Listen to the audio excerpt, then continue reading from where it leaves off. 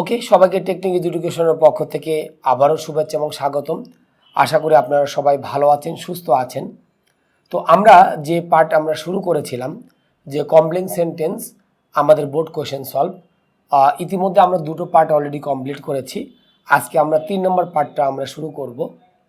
এই কোয়েশ্চেনগুলো হচ্ছে আমাদের অত্যন্ত ইম্পর্টেন্ট। যদি আমরা এই কোয়েশ্চেনগুলো ভালোভাবে সলভগুলো আমরা করতে পারি, তাহলে আশা করি আমাদের অদূর ভবিষ্যতে এই কমপ্লেক্স সেন্টেন্সের কোনো কোয়েশ্চেনের সমস্যা হবে না। তো এই কারণে আপনারা সবাই মনোযোগ সহকারে এবং সম্পূর্ণ পার্টগুলো আপনারা দেখবেন, কারণ আমরা পার্টগুলো ভাগ করেছি যে সিরিয়ালি, যাতে আমরা একজন শিক্ষার্থী একের পর এক দেখে কি উপকৃত হতে পারে। তো আমরা ইতিমধ্যে দুটো পার্ট অলরেডি করেছি। ওই দুটো পার্ট হচ্ছে অবশ্যই আপনারা আগে দেখবেন, কারণ আগেই 3 থেকে আপনারা শুরু করবেন না, কারণ আমাদের যে সিকোয়েন্সটা মেনটেন করা হয়েছে নিশ্চয়ই এর পিছনে কোনো একটা লজিক আছে, যে যেটা আগের সেটা আমরা আগে দিচ্ছি, যেটা পরের সেটা আমরা কোথায় দিচ্ছি, পরে দিচ্ছি। সো এই জিনিসগুলো একটু খেয়াল রাখবেন। আর যদি দেখা যাচ্ছে কমপ্লেক্স সেন্টেন্সের নিয়মগুলো যদি আমাদের ভালোভাবে না জানা থাকে, তাহলে আমাদের এই টেকনিক এডুকেশনে আমাদের কিন্তু কমপ্লেক্স সেন্টেন্সের উপরে অনেকগুলো নিয়ম আছে, সেগুলোর আপনারা হেল্প নিতে পারেন। তো সেখানে যদি আমরা হেল্প নেই, তাহলে আমরা অনেকগুলো নিয়ম মোটামুটি হচ্ছে আমরা জানতে পারবো এবং পরবর্তীতে সেই জিনিসগুলো আমরা কি করতে পারবো, অ্যাপ্লাই করতে পারবো। তো 30 নম্বরে আমাদের যেটা দেখা যাচ্ছে যে শুরুতে আমরা গ্যাপ দিয়েছি, গ্যাপ দিয়ে আমরা এখানে লিখলাম where the president of Bangladesh lives, যেখানে বাংলাদেশের প্রেসিডেন্ট কি করে থাকে, বাস করে থাকে। তাহলে এখন আমাদের বাংলাদেশের প্রেসিডেন্ট যে জায়গায় থাকি সেটাকে আমরা সাধারণত বঙ্গভবন বলি, আর আমাদের প্রধানমন্ত্রী যে জায়গায় থাকি সে জায়গাটাকে আমরা বলে থাকি গণভবন।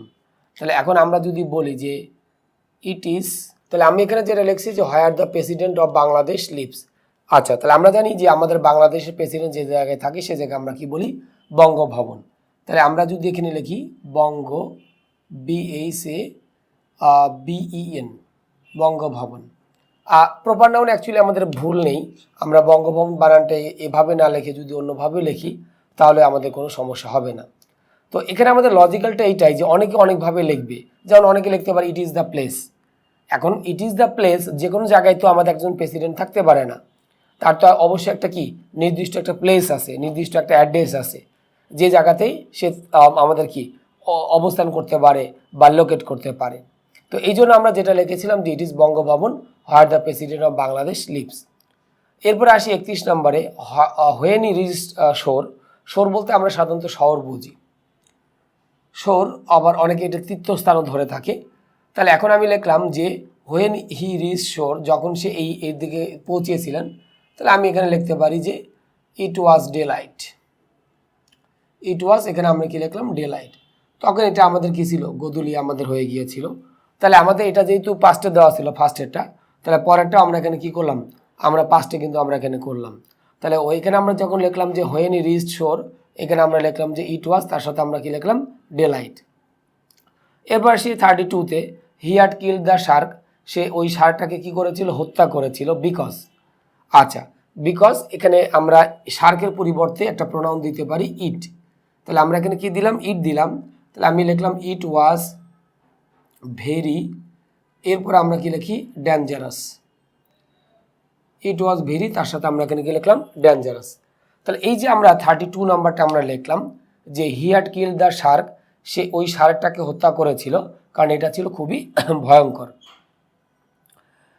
33তে আসি আমরা, he had done it for this beloved dog, সে এই জিনিসটা করেছিল তার প্রিয় ডগের জন্য। সো দ্যাট এরপর লিখতে পারি হচ্ছে কি, the dog can live peacefully, can live peacefully. Peacefully মানে আমরা জানি আরামপ্রিয়ভাবে। ওকে, তাহলে আমরা এখানে যে জিনিসটা দেখলাম যে he had done it for his beloved dog, মানে সে তার হচ্ছে প্রিয় কুকুরের জন্য এটা করেছিল। তো এখানে আমাদের একটা বিষয় একটু খেয়াল করতে হবে, এখানে আমাদের সো দ্যাট দেওয়া আছে। তো আমরা এই বিষয়টা জানি, সো দ্যাটের পরে আমাদের যদি কোনো ভার্ব আসে তাহলে আমাদের কি ইউজ করতে হবে, ক্যান, কুড, মে, মাইট। তো আমরা এখানে যেটা করেছিলাম হ্যাড ডান, এটা আমাদের কি পাস্টে দেওয়া আছে। সো এইখানটায় আমরা ক্যান দিব না, আমরা এখানটায় কি দিব, কুড দিব। কুডও দিতে পারি, আবার চাইলে আমরা কি করতে পারি মাইটও দিতে পারতাম। তাহলে আমি যখন লিখলাম যে he had done it for his beloved dog so that the dog could live peacefully, আমরা কুডের জায়গায় ওখানে আমরা কি দিতে পারতাম মাইটও কিন্তু দিতে পারতাম, কারণ আমরা জানি যে সো দ্যাটের পরে আমাকে অবশ্যই কি করতে হবে ক্যান কুড মে মাইট এই চারটার যে কোনো একটা মোডাল ভার্ব অবশ্যই কি করতে হবে ইউজ করতে হবে।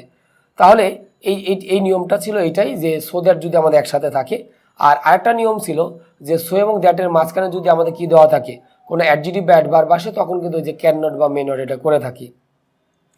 এখন আমরা আসি যে 34 নম্বরে যে ইট সিমড দ্যাট, এটা মনে হয়েছিল যে, সিম মানে হচ্ছে মনে হওয়া, তাহলে এটা মনে হয়েছিল যে যে কোনো কিছু আমরা দিতে পারি, এটা যেহেতু আমাদের পাস্টে দেওয়া আছে সো আমি দ্যাটের পরে যাই লিখি না কেন আমরা কিসে দিব পাস্টে দিব, তাহলে আমরা লিখতে পারি যে হি ওয়াজ অ্যান, এরপর আমরা কি লিখলাম অনেস্ট ম্যান, তাহলে এটা মনে হয়েছিল যে সে একজন কি সৎ ব্যক্তি। তাহলে এটা মনেই হইতে পারে যে একজন সৎ ব্যক্তি, সে একজন অসৎ ব্যক্তি, এরকম কিন্তু আমরা দিতেই পারি। তাহলে এখন যেমন আমরা এখানে দিয়েছি হি ওয়াজ অ্যান অনেস্ট ম্যান, আমরা কিন্তু এখানে দিতে পারতাম যে হি ওয়াজ এ ডিসঅনেস্ট ম্যান, এটাও চাইলে আমরা কি করতে পারতাম দিতে পারতাম, তাতে আমাদের কোনো প্রবলেম হতো না। তাহলে আমরা এই বিষয়টা কিন্তু মোটামুটি বুঝতে পারলাম যে আমাদের এখানে অ্যান্সার এগুলো কিভাবে আমাদের হতে পারে। এরপরে আসি আমাদের 35 নম্বরে the farmer saw good seeds, তাহলে হচ্ছে ফার্মাররা কি করে ভালো বীজ বপন করে সো দ্যাট যাতে, তাহলে এখানে আমাদের কিন্তু কি বলা হয়েছে দ্য ফার্মার্স, মানে আমার সাবজেক্টটা কিন্তু অলরেডি কি প্লুরাল ফর্ম, বিদায় আমরা ভার্বটা কিন্তু কোন ফর্মে করেছি প্লুরাল ফর্মে করেছি। তাহলে আমি যখন লিখলাম যে the farmer saw good seeds মানে কৃষকেরা ভালো বীজ বপন করে সো দ্যাট যাতে দে ক্যান তার সাথে আমরা দিব গেট, এরপর আমরা কি লিখলাম মাছ ক্রপ, মাছ তার সাথে আমি এখানে কি লিখলাম ক্রপ, যাতে তারা কি হয় অধিক পরিমাণ শস্য পায়। এখানেও কিন্তু যে নিয়মটা আমরা বলেছিলাম যে এই যে সো দ্যাট আমাদের এখানে কি করা আছে দেওয়া আছে, তাহলে সো দ্যাটের পরে আমাকে কিন্তু অবশ্যই যে কাজটা করতে হবে ক্যান কুড মে মাইট এই চারটার যে কোনো একটা ওয়ার্ড কিন্তু ইউজ করতে হবে। তো যেহেতু এটা আমাদের প্রেজেন্ট হিসেবে ধরা হয়েছে এই জন্য কিন্তু আমরা ওখানে কি দিয়েছি ক্যান দিয়েছি, আবার চাইলে সেখানে আমরা কি দিতে পারতাম মেটাকেও কিন্তু দিতে পারতাম, এবং তারপরে অবশ্যই ভার্বের কোন ফর্ম ইউজ করতে হবে V1 ফরমেশনটা আমাকে অলরেডি দিতে হবে। তাহলে আমরা এখানে যেটা লিখলাম যে the farmers sow good seeds so that they can get, এরপর আমরা কি লিখেছি মাস ক্রপ। এরপরে লাস্টে আমরা চলে আসি 36 নম্বরে আই ফ্যান্সি, এরপরে আই দিয়ে আমাদের কি করা হয়েছে বাকি অংশটুকু হচ্ছে আমাদের করা হয়েছে। তাহলে এখানে একটা বিষয় ফ্যান্সি আমাদের যে বিষয়টা থাকে আর কি, ফ্যান্সি আর একটা ওয়ার্ড আছে সিনোনিমস, দুইটা একই নিয়ম, সেটা হচ্ছে আমাদের কি উইশ, ফ্যান্সি আর উইশ এই দুইটা হচ্ছে আমাদের একই নিয়ম। তো আমরা এই চ্যানেলেই আমাদের হচ্ছে টেকনিক্যাল এডুকেশন চ্যানেলেই আমরা অনেকগুলো নিয়ম কিন্তু করেছিলাম, এবং সেখানে কিন্তু আমাদের বলা ছিল যে উইশের পরে মানে উইশ দিয়ে যদি আমাদের বাকি অংশটুকু পূরণ করতে বলা হয় তাহলে কিন্তু আমরা দুইভাবে ওই সেন্টেন্সটা কমপ্লিট করতে পারবো। কিভাবে হয় এদের পরে আমরা কি দিব পাস্ট ইনডিফিনিট, অথবা আমরা ইউজ করবো শুড প্লাস V1, এই দুইটার যে কোনো একটাকে আমরা সাধারণত কি করব আমরা নর্মালি ইউজ করব। তাহলে আমি এখানে লিখেছি আই ফ্যান্সি আই, এরপরে লিখলাম হচ্ছে কি যে আই ওয়ার এ বার্ড, এটা আমি দিতে পারি, অথবা আমরা আরেকটা দিতে পারি যে I had been a bird, আরেকটা লিখলাম হচ্ছে হ্যাড বিন এ, তার সাথে আমরা এখানে কি লিখলাম বার্ড, দুটোই আমাদের হইতে পারে যে ফ্যান্সি বা উইশ এরপরে আমাদের সাধারণত কি করতে হবে দুইটা আমাকে ইউজ করতে হবে, যে হয় পাস্ট ইনডিফিনিট অথবা হচ্ছে আমাদের কি পাস্ট পারফেক্ট, এই দুটোর যে কোনো একটাকে আমরা ইউজ করতে পারবো। তবে দেখা যায় যে উইশের পর সাধারণত আমরা লিখি আই ওয়ার এ বার্ড, কেউ যদি এটা না লিখে যদি লেখে যে I fancy I went there তাও কিন্তু সেটা সঠিক হবে, কারণ আমি কি করেছি ফ্যান্সি বা উইশের পরে পাস্ট ইনডিফিনিট দিয়েছি। আবার কেউ বললো যে I fancy by wish I had gone there, তাও কিন্তু হবে, ঠিক আছে।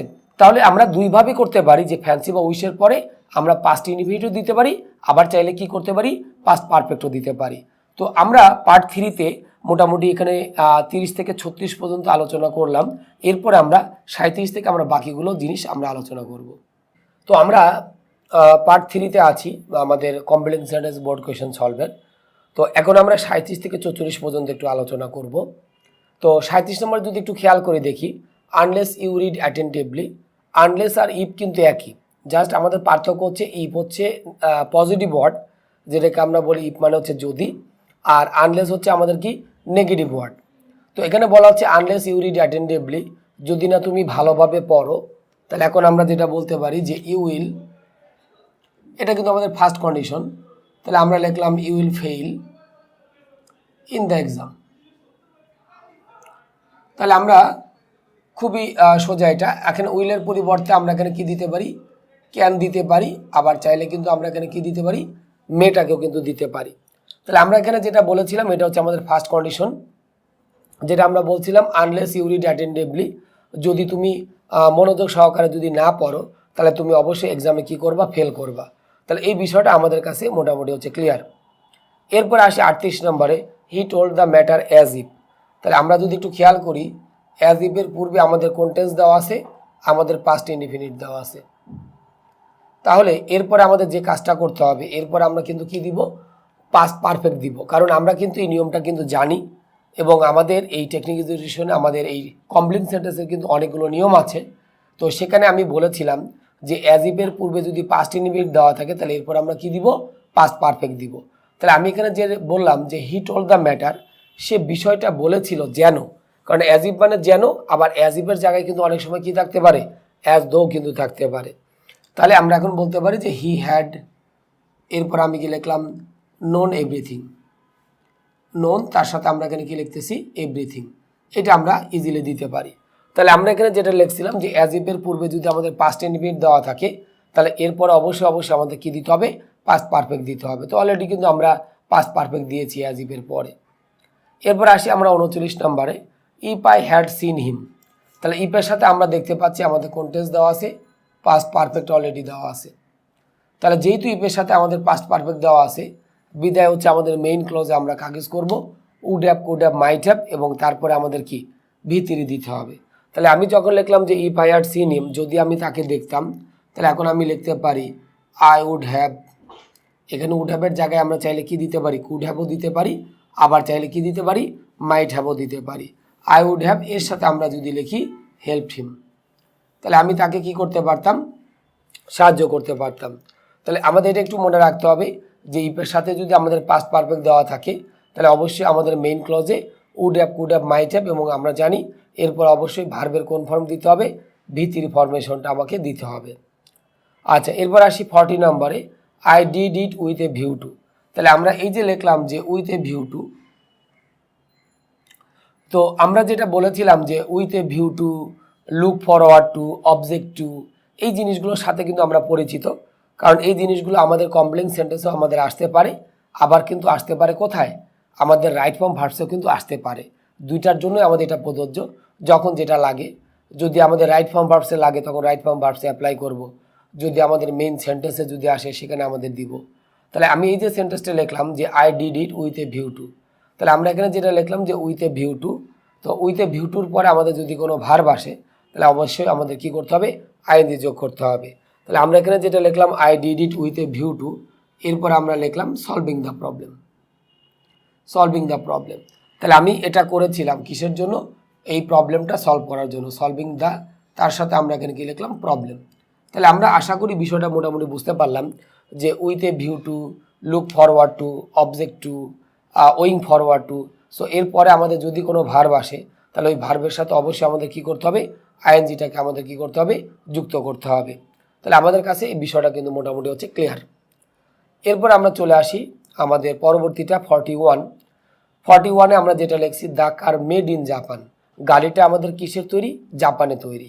তাহলে এখানে মেডটা কিন্তু আমাদের কিন্তু ভার্ব না, কারণ গাড়ি তো আর নিজে নিজে তৈরি হতে পারে না, তাকে কোনো মাধ্যমে কি করা হয়, তৈরি করা হয়। তাহলে আমি যখন লিখলাম যে the car made in Japan, গাড়িটা হচ্ছে আমাদের কি জাপানে তৈরি করা হয়েছিল, এরপর আমরা যেটা লিখতে পারি যে আমাদের এখানে আমাদের ভার্ব দিতে হবে is very luxurious, is very luxurious, luxurious, okay, যেটা হচ্ছে আমাদের অনেক বিলাসবহুল, বা আমরা দিতে পারি ইজ ভেরি এক্সপেন্সিভ, এটাও কিন্তু আমরা চাইলে দিতে পারি। লাক্সারিয়াস মানে বিলাসবহুল, আমরা চাইলে সিনোনিমসে দিতে পারি যে ইজ ভেরি এক্সপেন্সিভ, সেটা দিলেও কিন্তু চলবে। তাহলে যে গাড়িগুলো আমাদের জাপানে তৈরি হচ্ছে সেগুলো অনেক কি ব্যয়বহুল। তাহলে আমাদের এখানে কিন্তু একটা ফাইনাইট ভার্ব দরকার ছিল। সো অলরেডি আমরা কিন্তু এখানে কিন্তু ফাইনাইট ভার্বটা কিন্তু অলরেডি আমরা কি করেছি, অলরেডি দিয়ে দিয়েছি আর কি। ওকে, তাহলে আমরা আশা করি বিষয়টা বুঝতে পেরেছি সবাই। এরপর আসি 42-তে, ইফ মাই ফ্রেন্ড, এরপর আমরা কি লিখলাম হ্যাড হেল্প মি। তাহলে এখন আমরা যেটা দেখলাম যে ইফের সাথে আমাদের কোন টেন্স দেওয়া আছে, আমাদের দেওয়া আছে পাস্ট পারফেক্ট। আমরা দেখতে পাচ্ছি যে ইফের সাথে আমাদের কি দেওয়া আছে, পাস্ট পারফেক্ট টেন্স দেওয়া আছে। তাহলে যদি ইফের সাথে পাস্ট পারফেক্ট টেন্স যদি দেওয়া থাকে, তাহলে মেইন ক্লোজে অবশ্যই আমাদের যে কাজটা করতে হবে, would have, could have, might have, এই তিনটার যে কোনো একটাকে আমাদের কি করতে হবে, নিয়ে আসতে হবে। তাহলে আমরা যেটা লিখেছিলাম যে if my friend had help me, যদি আমার বন্ধু আমাকে কি করতো, সাহায্য করতো, তাহলে আমি হয়তো এই জিনিসটা পেতাম। তাহলে লিখতাম যে আই উড হ্যাভ, এরপর আমি লিখলাম হচ্ছে কি গট ইট, তাহলে আমি এটা কি করতাম, পেতে পারতাম। তো এগুলো কিন্তু সবগুলোই কল্পনা, কারণ আমরা জানি যে ফার্স্ট কন্ডিশনটা হচ্ছে রিয়েল একটা আমাদের কন্ডিশনাল, আর সেকেন্ড এবং থার্ড যেটা আছে এটা হচ্ছে আমরা অভেদ কল্পনা করি, মানে এগুলো শুধুমাত্র আমরা কল্পনাই করতে পারি, বাস্তবে কিন্তু আমাদের হওয়ার সম্ভাবনা খুবই কম। যেমন আমরা কল্পনা করি আমি যদি পাখি হইতে পারতাম, কিন্তু দেখা গেল পাখি কিন্তু অ্যাকচুয়ালি হওয়া কিন্তু পসিবল না, এটা আমরা কল্পনাই করে যাচ্ছি। আবার বললাম যে আমি যদি রাজা হতে পারতাম, হয়তো রাজা আমি হয়তো কখনো হইতে পারবো না, এটা একটা আমাদের কি অভেদ কল্পনা। তো এই জিনিসগুলো আমরা সাধারণত সেকেন্ড এবং হচ্ছে আমাদের কি থার্ড কন্ডিশনালে আমরা কি করে থাকি, অ্যাপ্লাই আমরা করে থাকি। তাহলে আমরা যেটা বলেছিলাম যে if my friend had help me, তাহলে ইফের সাথে আমাদের কোন টেন্স দেওয়া ছিল, পাস্ট পারফেক্ট দেওয়া ছিল, বিধায় আমরা মেইন ক্লোজে দেখলাম যে would have, could have, might have, এবং তারপরে অলরেডি কি ভি3 ফরমেশনটা আমরা দিয়ে দিয়েছি, কারণ এটা আমাদের যেহেতু থার্ড কন্ডিশনাল, সো আমাদের রিকোয়ারমেন্ট হচ্ছে যে আমাদের মেইন ক্লোজে অবশ্যই would have, could have, might have এই তিনটার যে কোনো একটা আনতে হবে, এবং তারপরে আমরা কি দিব, ভি3 ফরমেশনটা দিব। 43-তে আসি, হি ফ্লেড অ্যাওয়ে, মানে আমরা জানি পলায়ন করা, আফটার দ্য, তার সাথে আমরা কি দিয়েছি, পুলিশ। ওকে, তাহলে আমরা এই আফটার আর বিফোরের নিয়মটা কিন্তু আমরা জানি যে বিফোরের পূর্বে আমাদের কোন টেন্স হয়, পাস্ট পারফেক্ট, আর পরে আমাদের কোন টেন্স হয়, পাস্ট ইনডিফিনিট। তো আর আফটারের ক্ষেত্রে ঠিক উল্টা হয়, অর্থাৎ আফটারের পূর্বে আমাদের কি দেওয়া থাকে, পাস্ট ইনডিফিনিট। তো আমরা যদি একটু খেয়াল করে দেখি যে আফটারের আগে আমাদের কোন টেন্স দেওয়া আছে, পাস্ট ইনডিফিনিট দেওয়া আছে, বিদায় আমাদের আফটারের পরে কিন্তু কি করতে হবে, পাস্ট পারফেক্ট দিতে হবে। তাহলে আমরা এখানে যেটা লিখলাম যে he fled away after the police, এরপর আমরা এখানে কি লিখলাম, হ্যাড, তার সাথে আমরা এখানে কি লিখলাম, কাম। আফটার দ্য পুলিশ, এরপর আমরা কি লিখলাম, হ্যাড কাম, অর্থাৎ পুলিশ আসার পরেই সে কি করেছিল, পলায়ন করেছিল।